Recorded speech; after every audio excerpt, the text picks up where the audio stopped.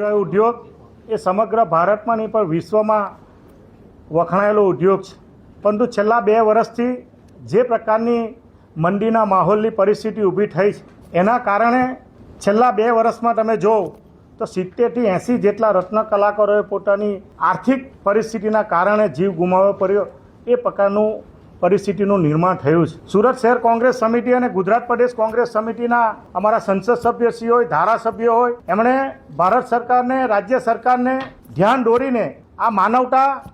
અને લાગણી અને ભાવનાત્મક રીતે જોડાયેલો આ મુદ્દો છે અને તાત્કાલિક અસરથી અમારી 5 થી 6 જેટલી માંગણીઓ છે. એ માંગણીના અનુસંધાનમાં તાત્કાલિક અસરથી આ રત્ન કલાકારોને અને હીરા ઉદ્યોગને બેઠો કરવા માટેની જે માંગણીઓ છે એના માટે અમે લડત ચલાવતા હતા. સરકારશ્રીએ જે કમિટીનું ગઠન કર્યું છે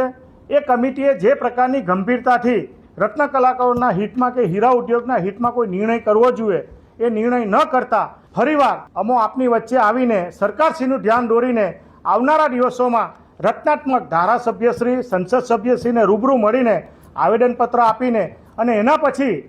કોઈપણ પ્રકારના પગલાં ન લેવામાં આવે તો મુખ્યમંત્રીશ્રી કે બીજા પણ એવા કાર્યક્રમો આપીને સુરત શહેરના જે કોઈ રત્ન કલાકારો છે એના હિતમાં આવનારા દિવસોમાં લડત ચલાવવાના છે.